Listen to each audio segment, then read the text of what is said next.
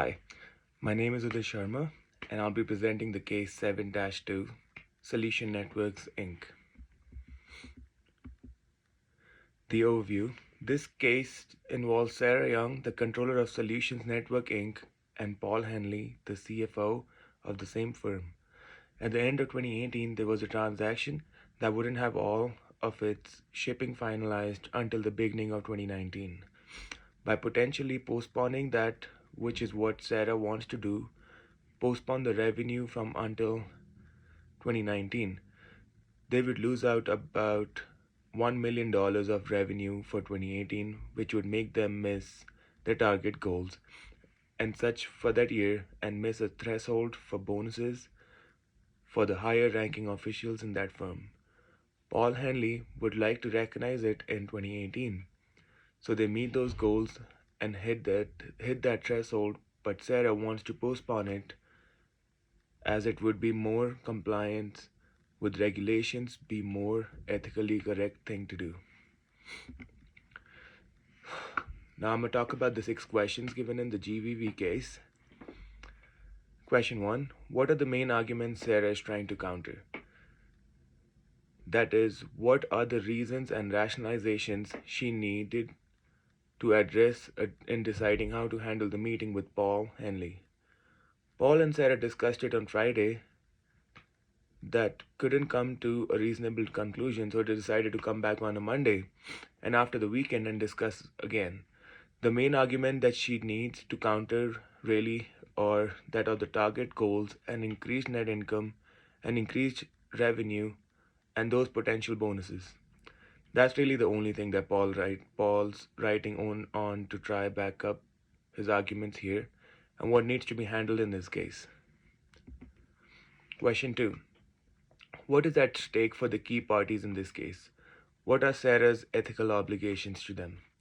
Certainly, on Paul's side, what's at stake is those bonuses, that revenue, those targets. But on Sarah's side, there's an issue of ethics at stake. They need to do the ethical right thing and delay that wait.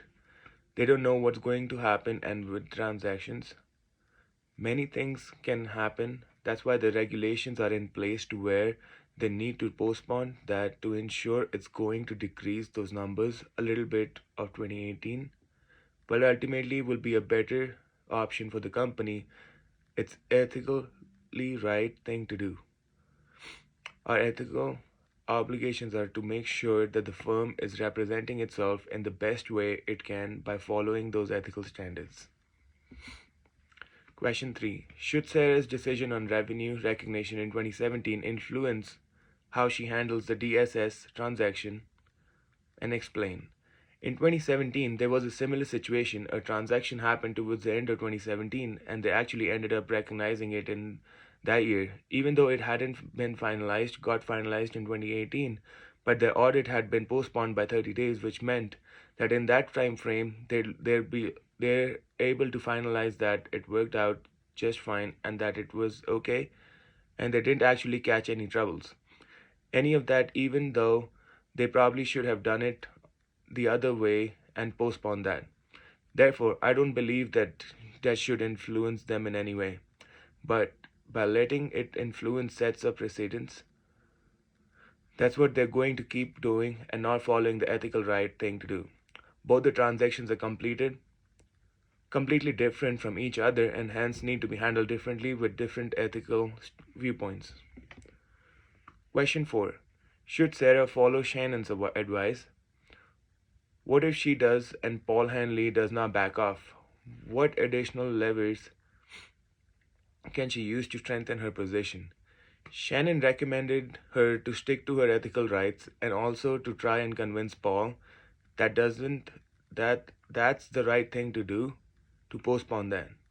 If Paul does not back down, then the leverage she'll need to get other people in the company and the firm that potentially could back her up. Other high-ranking officials or other people that generally support her and understand that yes, this is the ethical right thing to do, and here are the reasons why maybe even find more evidence as to why it's the right thing to do, and just get people on her side so they can work together to try to make sure that the right thing happens at the firm. Question 5. What is the most powerful and persuasive response to the reason and rationalization Sarah needs to address? To whom should the arguments be made? When and in what context? The most powerful and persuasive response is just that this really isn't the right thing ethically or legally to do so. There could be issues if this doesn't go right. It's really risky for the transaction doesn't actually work out the way they think it's going to because it is still in process. There are potential legal ramifications. They're not following what the regulations say to do. So ethically it is the right thing to do to postpone that, and that she needs to be told to, and that this needs to be told to Paul or anyone else that thinks that this needs to do this and rush this transaction, and just be told to them as soon as possible. In the right case, maybe in a meeting and discuss this properly and professionally so that they can handle it and make a right ethical decision. Question 6. What should Sarah do next if all parties at Solutions Network support Paul Henley's position and flat out tell Sarah to be a team player? In this case, if they really aren't listening to her and they side with Paul, it doesn't work out. There needs to be some whistleblowing going on. She needs to involve the SEC and show them that this firm is trying to do things that are ethically and legally correct, that they aren't up to the standards and regulations. Something needs to happen here, and the something needs to change, and therefore she needs to, at point, whistleblower involve that bigger and more powerful party to intervene and help make sure that the firm's doing the best it can to follow the ethical standards. That is the end of my case. Thank you.